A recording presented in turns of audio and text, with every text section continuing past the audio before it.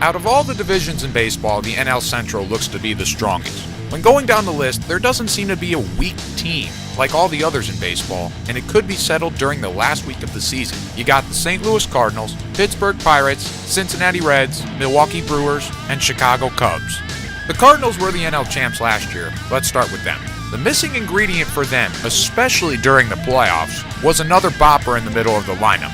Well, they had the jackpot in the offseason trading for Jason Hayward. He's the kind of guy who could be the centerpiece to the offense or could provide protection for Matt Holliday. We also got to keep an eye out for Adam Wainwright, who suffered elbow problems towards the end of the season. He did have Tommy John surgery in 2011. It's been 4 years, but hopefully that won't be an issue for the Cardinals. Right behind him is the Pittsburgh Pirates. Led by all-star center fielder Andrew McCutchen, the Pirates were the second wildcard team in the postseason, but they did lose an important player to their roster, Russell Martin. Martin was able to make his pitchers feel very comfortable, and when it was needed, he made them bear down, focus, and execute their pitches. To replace him, they brought in Francisco Cervelli from the Yankees. This is the first time Cervelli will be the full-time catcher.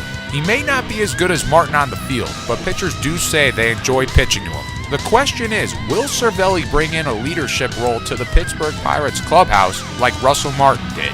Then there's the big red machine in Cincinnati, the Reds. Like the situation with Cole Hamels in Philadelphia, the Reds have been trying to dump Johnny Cueto for some time because they don't think he's going to be staying in Cincinnati that much longer. But right now, he's the ace of that rotation. They also have the ultimate flamethrower, Aroldis Chapman, as their closer, and proved last year that he's now an elite pitcher in the game. The key to success for the Red Machine is Joey Votto's bat.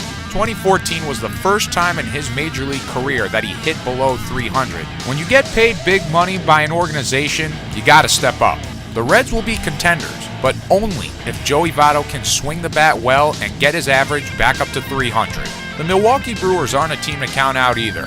They're coming off a season where they were well represented in the All-Star game by 3 of their players. Carlos Gomez, who's a great all-around player, Jonathan LaCroix, a great hitting catcher and solid defensively, and Francisco Rodriguez, who's beginning to look like his former self when he was with the Angels. Their lineup needs help, and the guy who can really provide some more pop for their offense is Ryan Braun. But I feel if Ryan Braun's going to be that X factor for them in the lineup, he's got to get off to a good start. This will also be the Brewers' final season with third baseman Aramis Ramirez, who announced his retirement. Finally, the up-and-coming Chicago Cubs. They hired Joe Maddon as their new manager, and he's proven that he could take a team from the absolute bottom and bring them to the top, like he did in Tampa Bay. And boy, it seemed as though the Cubs won the lottery after bringing him in. This organization needs all the help they can get after these past few losing seasons. Theo Epstein's done a great job trying to bring in a winning culture like he had in Boston. First bringing in Joe Maddon as their new manager, but then bringing in former Red Sox ace Jon Lester to lead this rotation.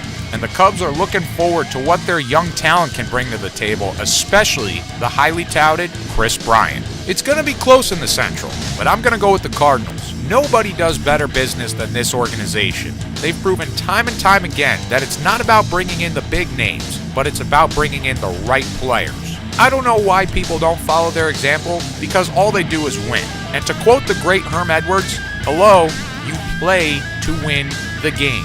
And that's exactly what the Cardinals do.